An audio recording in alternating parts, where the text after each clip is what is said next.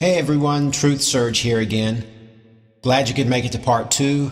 In this video, I'm going to show you something very peculiar about the way the early Christians viewed the second coming of Jesus. But before we do that, I want to look at the definition of a certain word that's going to come into play in this piece of evidence. And that word is revelation and all its derivations. Reveal, revealed, reveals, revealing. So that word, we need to look at that for a couple of minutes to make sure that we understand what that word really means and how it might have been used in the New Testament. Basically what it means is something that was previously unknown has now been made known. If I reveal a deep, dark secret to everybody, I don't know what that might be, but if I did, it was unknown until I revealed it, and now everybody knows it. A magician reveals the way he did a card trick or the way he did a magic trick. Before he revealed the secret, nobody knew it. After he revealed it, people knew it. Now, the other aspect that's extremely important in this is the concept that you can't reveal something twice, okay? That's extremely important here, and I don't think I can overstate it. You cannot reveal something twice. If I tell you my deep, dark secret today, and then tomorrow I tell you my deep, dark secret again, it's not a revelation the second time, is it? It's only a revelation the first time, because it was unknown the first time. When I tell it to you again tomorrow, you already knew it. So it's not a revelation the second time. And that means that when something is viewed as a revelation, it means that it's happening for the first time. This is extremely important, and that's why I spend this time now before we look at these verses that I want to examine. Now, let me just mention one thing before we get into the verses. The last book of the Bible is called the Apocalypse of John. Apocalypse comes from the Greek word apocalypses, which means revelation.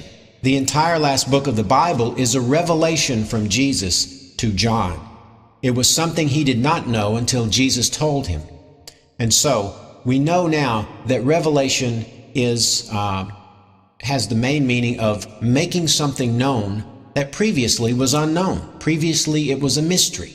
It's like taking the sheet off the painting. Okay, ta-da! That's the feeling of something being revealed. Now, before we look at these verses, let's just go over this idea of what the earliest Christians believed in terms of Jesus, where he had been, where he hadn't been, and how they would have viewed his end-time appearance on earth. They believed basically that Jesus had existed in heaven for all time. He had been in heaven, and he had died in the past, descended through the levels of heaven, was killed by the demons, went back up, and now he's at the right hand of God. He's been there for ages and ages, long before Paul came on the scene. And so in their eyes, Jesus was a deity. He was a God. He was the Son of God, and he'd always been in heaven, but he had never been on earth. He had never walked and lived a life in Palestine just a few decades before Paul. And so these people would have naturally viewed Jesus's appearance on earth to take everyone to heaven as a first coming. A first coming, a final coming, and the only coming. An appearance, a manifestation. If we look at the earliest documents of Christianity, which are the epistles basically, we should see this. We should not see any of these writers refer to Jesus's end-time appearance as a second coming or a return.